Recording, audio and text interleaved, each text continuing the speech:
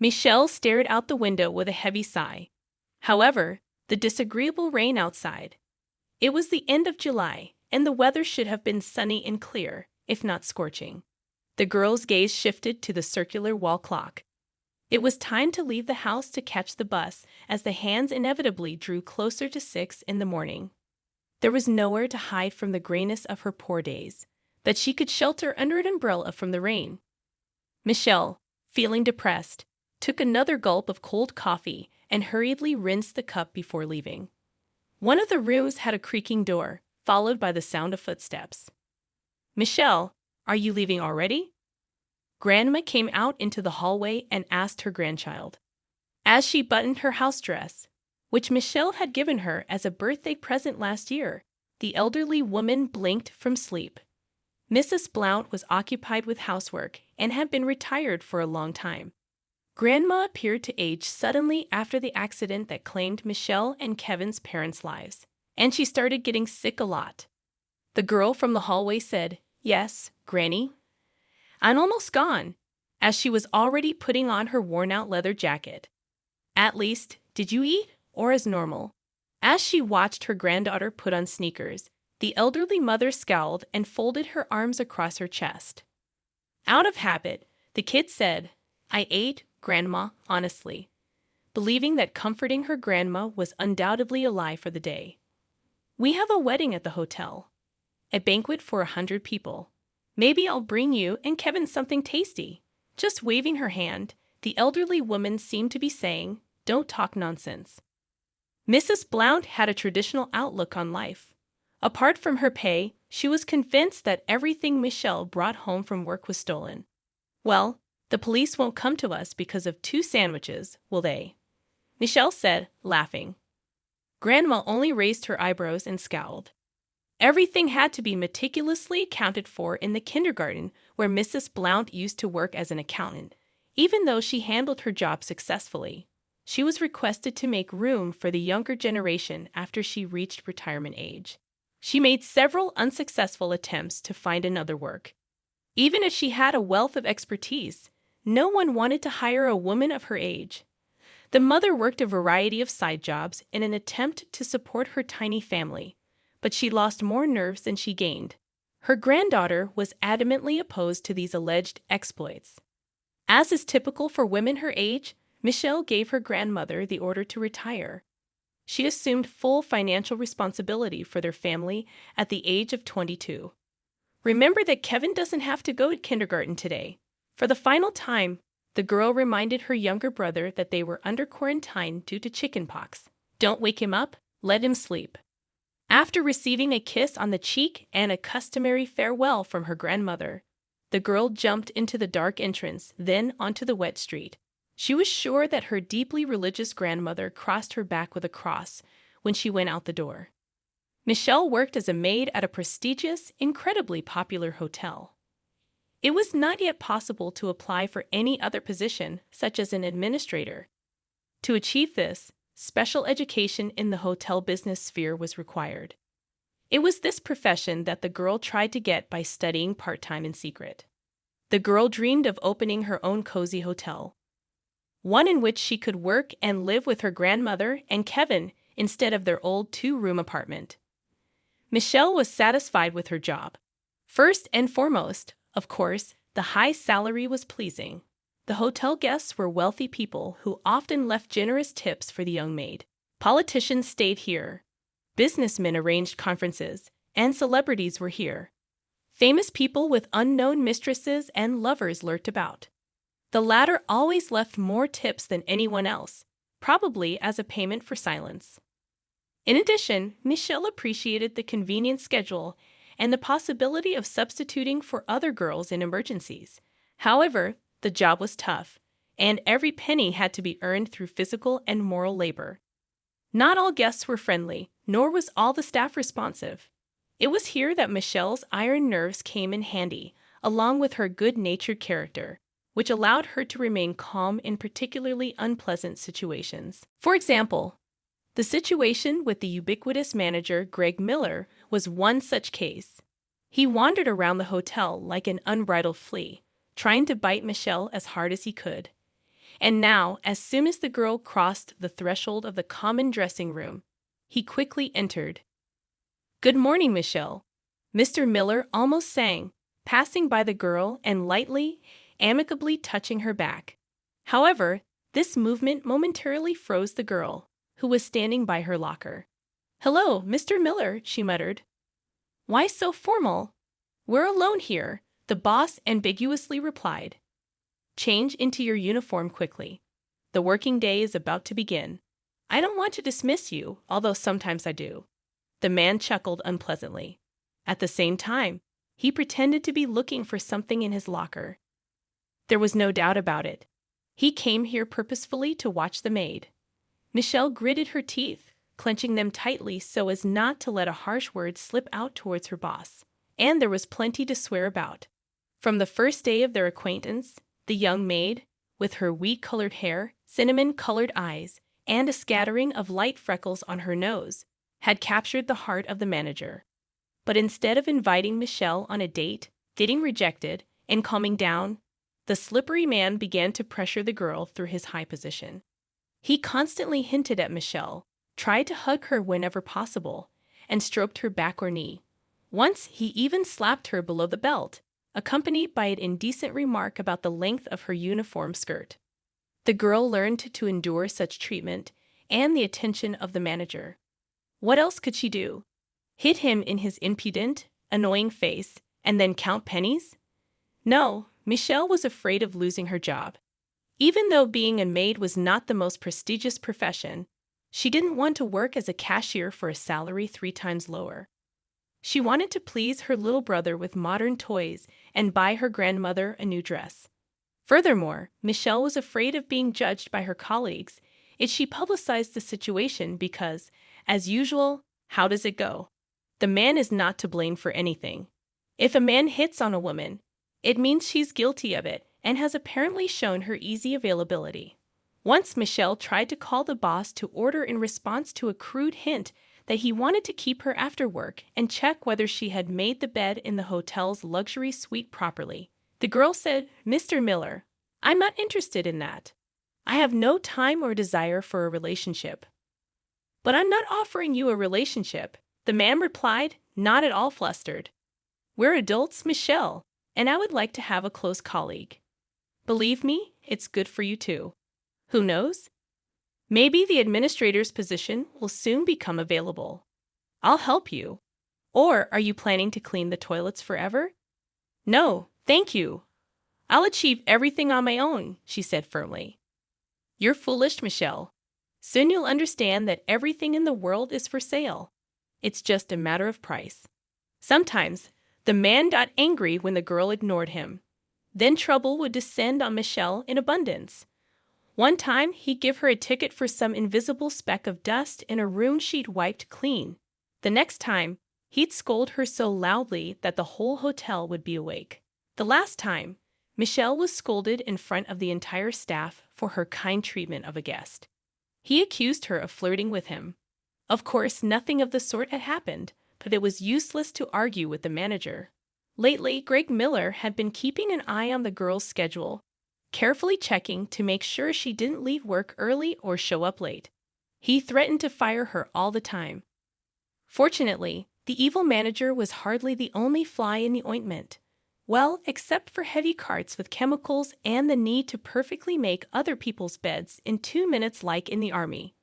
Hurriedly changing and trying to ignore the fact that Greg's predatory gaze was crawling on her back like a spider, the girl rushed out of the room.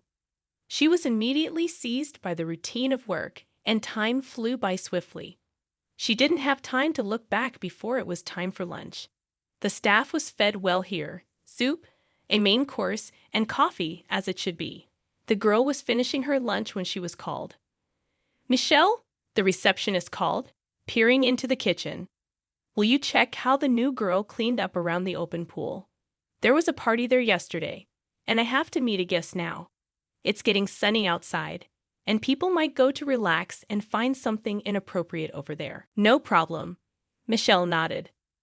There were 2 pools at the hotel, an outdoor one and an indoor one. Yesterday, there was a Hawaiian-themed party at the first one.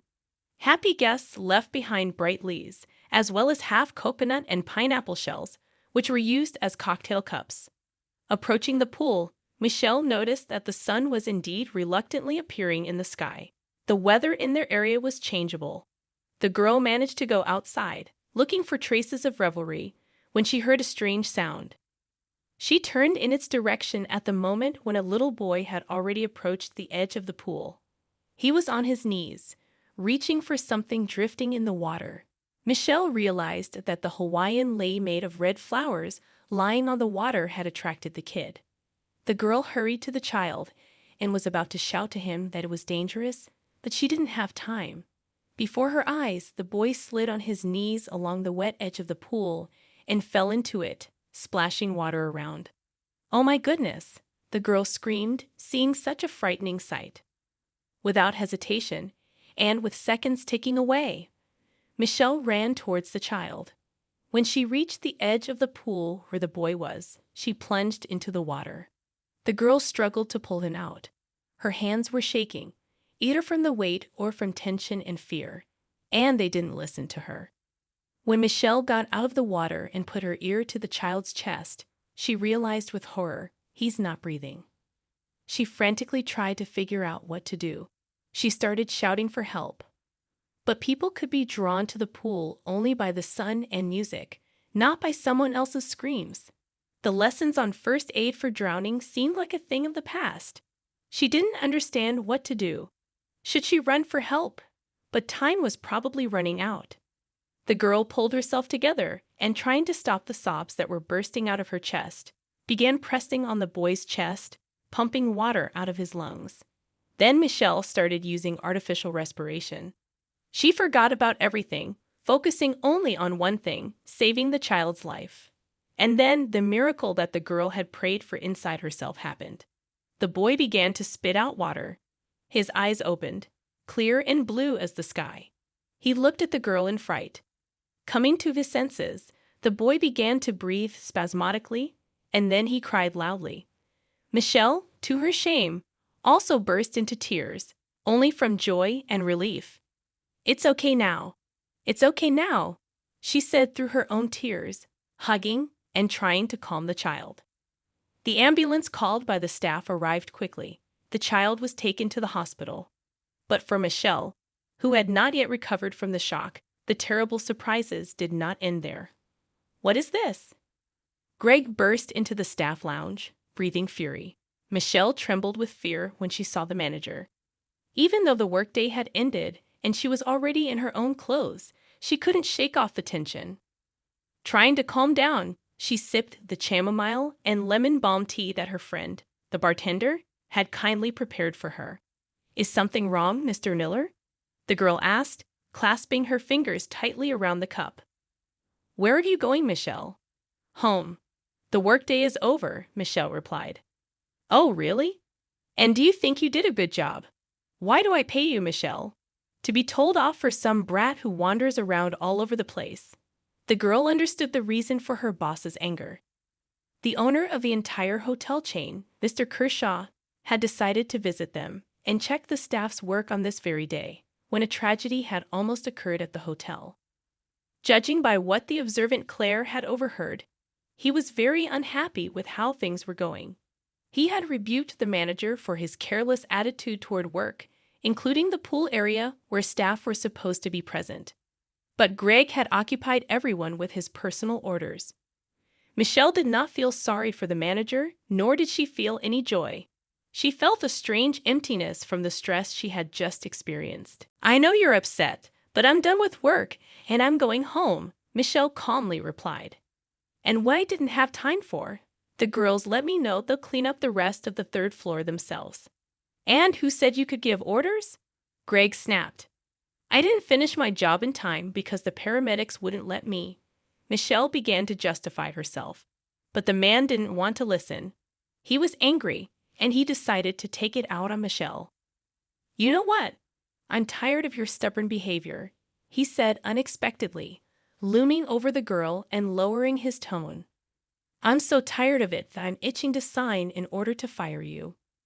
"Why?" protested the girl. "Because I saved a child."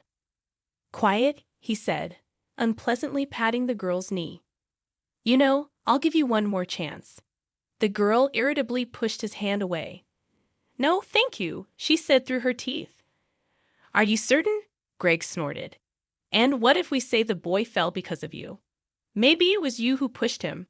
After all, there was only one of you there. You're smart, of course, for ultimately saving him, but you have no idea how influential his father is. Are you blackmailing me? Oh, of course not. How could you say that? I'm just thinking, he said, grinning. And I'd offer you the most reasonable way out of our situation. You're not a stupid girl, and you'll make the right choice, won't you? Michelle nodded decisively. She put the half-empty cup on the table. Unfortunately, the drink no longer tasted good. Standing up, the girl looked directly into the manager's eyes. Fire me then, she threw at him. I won't come to work tomorrow. Mr. Kershaw was a widower and a single father who owned a chain of hotels. He was doing very well in his business, but being the only parent was harder for him than his work. Of course, he tried to give his child the best of everything. But Alan was an unruly 4-year-old boy, as expected. And today, the boy had run away from his nanny. Why did you do that, Sonny? Why did you run away from the nanny? The father gently scolded his son, sitting by his bed in the hospital room. You scared me. I'm sorry, Daddy, the boy said, blinking with sincere disappointment as he looked at his father. I ran away from Nanny because I wanted to have an adventure like real pirates. And there was a pool there. Well, you've got plenty of adventure, the father smirked, stroking the boy's unruly head with his big palm. And where's Mai? Will she come see me? The boy suddenly asked. The man stared at his son with an almost frightened look. Sweetheart, I've already explained to you. Your mom is in heaven. But she saved me. She pulled me out of the water. I saw her. She hugged me, Daddy? The child insisted, looking at his father with a serious expression beyond his years. I felt so good. At that moment, Mr. Kershaw remembered that it was a woman who had saved his son. In the midst of everything, he had forgotten about her. When he was told the terrible news about his son, Mr. Kershaw had almost turned gray. Just 3 years ago, he had lost his wife and was terrified of losing his son. He had no time for gratitude or politeness. However, the doctor had said that if it hadn't been for that woman, they wouldn't have been able to save Alan. The man made a mental note that he must express his endless gratitude to the woman and buy her something. Flowers or chocolates, perhaps. It had been a long time since he had spoken to a woman. He had even lost the skill. Besides his business and Alan, he had no time for anything else. The next morning, without delay, Mr. Kershaw arrived at the hotel. He was met by Kate, the receptionist, who was always smiling and friendly. Good morning, Mr. Kershaw, the girl beamed. Good morning, Kate. Could you please tell me if the girl who helped my son by the pool yesterday is working today? And who is she? Kate seemed embarrassed and looked away. Unfortunately, Michelle was fired, she said. She was a maid, but she doesn't work here anymore. Why? Mr. Kershaw was taken aback. Wasn't the worker entitled to a bonus, a reward, a vacation, or something else for saving a drowning child? They couldn't have fired her, could they? I don't know, Kate lied blatantly. And then, as if she had made up her mind, she added, Ask Mr. Miller. Him again. Mr. Kershaw thought bitterly. He really didn't like the manager's work. To Kesha Wars, he had only been in this hotel for a week, and he had noticed many shortcomings, gaps, and even dubious machinations. All these threads led to the slippery manager. But Mr. Keshawers didn't like to jump to conclusions. Instead, he asked for the security camera recordings, and 15 minutes later, Mr. Keshawers saw the bravery of the girl, who, on the video, seemed very young and fragile but had saved his son. After watching, Mr. Keshawers called Greg to his office. Greg, in response to a straight answer about why the girl was fired, began to twist. Finally, he said it was her decision. This girl is very eccentric. He began to tell Mr. Keshawers about Michelle. She has been wanting to leave for a long time. Should I keep her by force? But Mr. Keshawurs was sure that something was fishy here. That evening, taking a bouquet of flowers and a box of expensive chocolates, the man went to the address indicated in the former employee's resume. A young and beautiful girl in a blue dress opened the door for him. Mr. Keshawurs was taken aback when he saw her and realized what his son had in mind. The girl was subtly similar to his dead wife. "Who are you?" asked the young woman, surprised. Behind her, an elderly woman and a little boy appeared, the same age as Alan. "To see you," Mr. Keshawurs replied. "Oh my goodness, did you come to propose to my granddaughter?" the old woman exclaimed, clapping her hands in joy. "Grandma." The girl blushed deeply and shook her head reproachfully. Mr. Keshawurs just laughed, noting that in his suit, and with such a gentleman's set, he did look like a groom. But the most important thing was that the grandmother was right, because Mr. Keshawurs and Michelle got married a year later after he proposed to her. That first evening, over a cup of tea, Michelle told Mr. Keshawurs why she had declined the job at the hotel. The Keshawurs began an investigation, finding many victims of Greg Miller. The manager was fired. Michelle's dream also came true. She had her own family hotel by the sea, a cozy place for a peaceful rest and a happy life, which her husband gave her. She did not live there, but in a cozy house with her grandmother, younger brother, husband, and son Alan, who immediately recognized her as his mother and Kevin as his brother. They were all so close as if they had lived together all their lives. And soon, she and Mr. Keshawurs were expecting a daughter, and they knew for sure that there would be no happier child.